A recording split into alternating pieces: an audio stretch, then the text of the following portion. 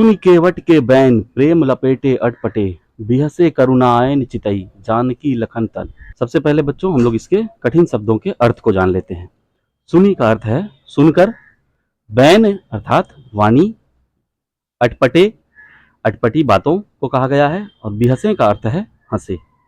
करुणायन का अर्थ है करुणा के धाम, श्री रामचंद्र जी को कहा गया है। चितई का अर्थ है देख कर। जानकी सीता जी को, और लखन लक्ष्मण जी को कहा गया है। तन का अर्थ यहाँ पर इन पंक्तियों में तन का अर्थ है तरफ या ओर। अब आइए इन पंक्तियों के अर्थ को समझ लेते हैं।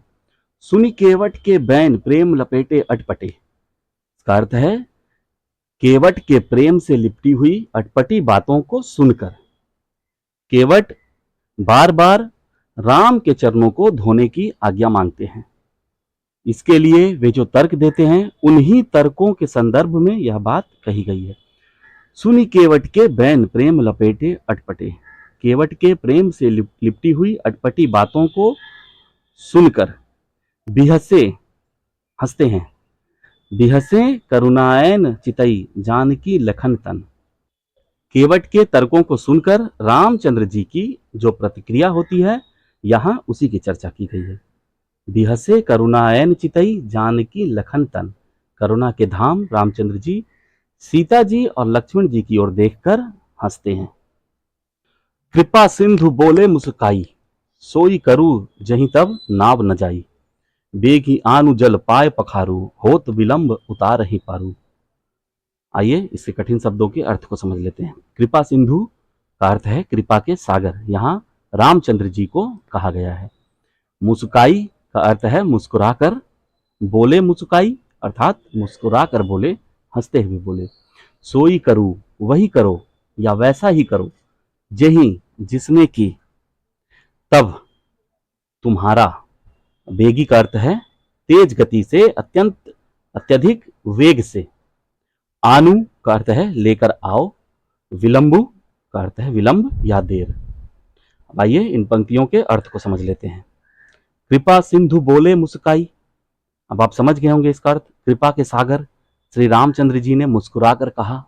रामचंद्र जी केवट की अटपटी बातों को सुनकर मुस्कुराते हैं और कहते हैं, सोई करू जही तब नाव न जाई, वही करो जिससे कि तुम्हारा नाव न चली जाए, अर्थात तुम अपनी नाव से हाथ न धो बैठो।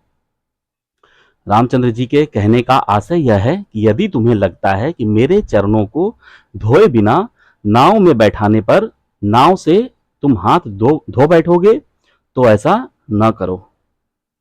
बेगी आनु जल पाए पखारू, इस पंक्ति में रामचंद्र जी केवट से कह रहे हैं बेगी आनु जल, तेज गति से जल लेकर के आओ। बेगी आनु जल पाए पखारू, और मेरे पैरों को मेरे चरणों को धो दो।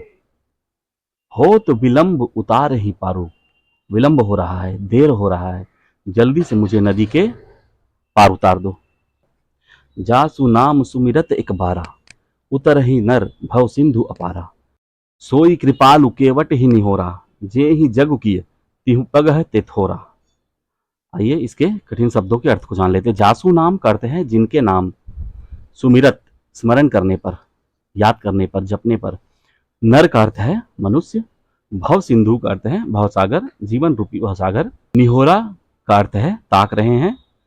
तिहु पगह का अर्थ है तीन पगों से। अब आइए इन पंक्तियों के अर्थ को समझ लेते हैं। जासु नाम सुमिरत एक बारा, जिनके नाम मात्र का स्मरण करने पर, जिस प्रभु श्री राम के नाम का जाप करने पर। उतर ही नर भव सिंधु अपारा, जीवन रूपी भवसागर पार हो जाते हैं मनुष्य। सोई कृपालु केवट ही निहोरा, वह कृपालु श्री राम एक नदी को पार करने के लिए केवट की ओर ताक रहे हैं, अर्थात केवट से आस लगाए हैं। यह बड़ा ही विचित्र दृश्य है, दुर्लभ दृश्य है। तुलसीदास जी बता रहे हैं कि जिस प्रभु श्री राम का नाम स्मरण करने पर जीवन तर जाता हो, वह स्वयं एक नदी को पार करने के लिए केवट का मुंह ताक रहे हैं, केवट से आस लगाए बैठे हैं। जेहि जग किए तिहु पगहते थोरा, वह श्री राम उस भगवान विष्णु के साक्षात अवतार, जिस विष्णु भगवान ने 3 पग में समस्त ब्रह्मांड को माप लिया था। यहाँ विष्णु जी के 5वें अवतार वामन अवतार की बात कही गई है। इसके पीछे की जो पौराणिक कहानी है उसको आप संक्षेप में समझ लें। वामन अवतार ने एक बौने ब्राह्मण के रूप में, एक छोटे कद के ब्राह्मण के रूप में राजा बलि से 3 पग भूमि दान में मांगी थी। राजा बलि से 3 पग भूमि दान में मांगी थी। एक पग में उन्होंने पृथ्वी, दूसरे पग में आकाश और तीसरे पग को राजा बलि के सिर पर रखकर उन्हें पाताल लोक भेज दिया था। इस प्रकार विष्णु जी ने अपने 3 पग में समूचे ब्रह्मांड को माप लिया था।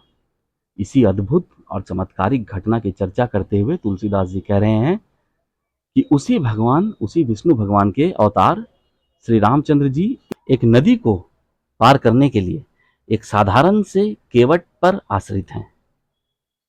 यह रामचंद्र जी का अपने साधारण से साधारण भक्तों के प्रति अपार प्रेम ही तो है।